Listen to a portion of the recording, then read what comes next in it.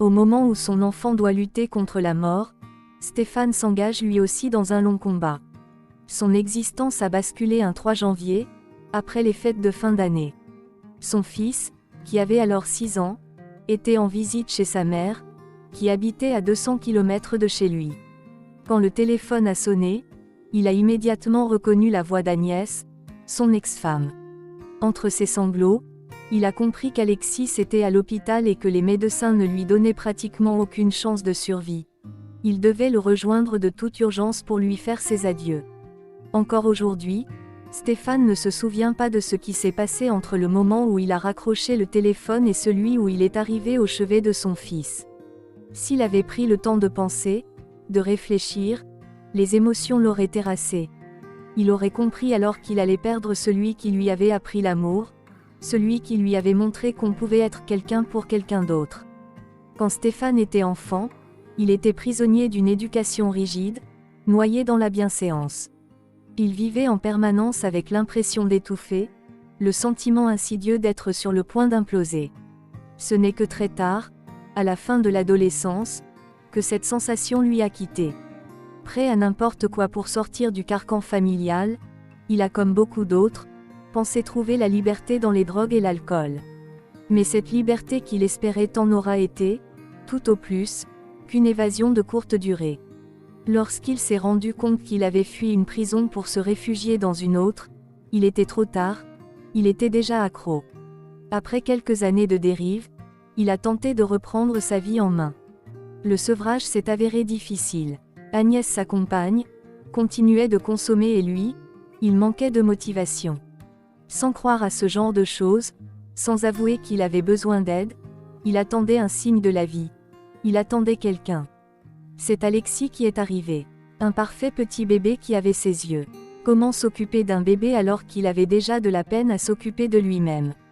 Il n'avait pas le choix, il s'est découvert des capacités jusque-là inconnues, il a appris sur le tas et il est devenu sobre. Agnès, de son côté, n'était pas prête à affronter de telles responsabilités. Elle leur a quittés, le bébé et Stéphane, et s'est installée à 2 heures de route de chez eux. Seul avec son enfant, il a tenté de combler le manque de sa mère et de jouer au mieux son rôle de père, pour faire en sorte qu'Alexis s'épanouisse et qu'ils vivent tous deux la meilleure vie possible, une vie, qui, en un coup de fil, venait de voler en éclats. À l'hôpital, Stéphane a appris que son fils venait d'être frappé par une violente méningite.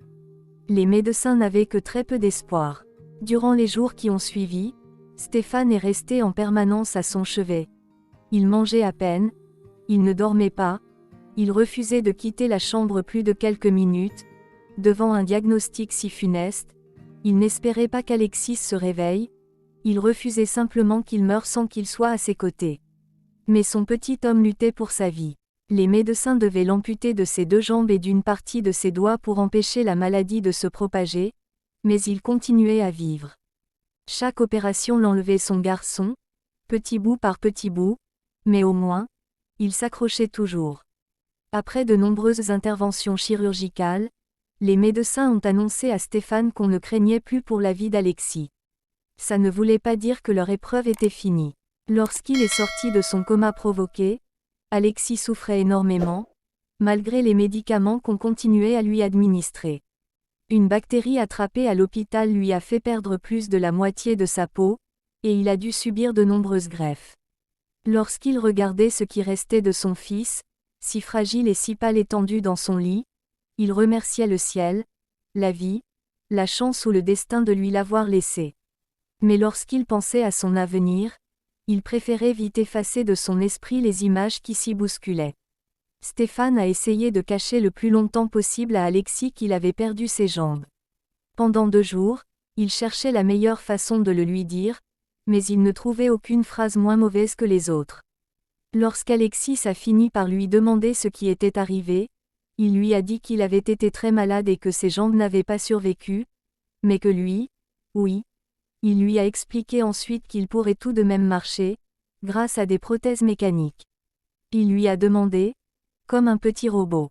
Stéphane lui a répondu, oui, comme un petit robot.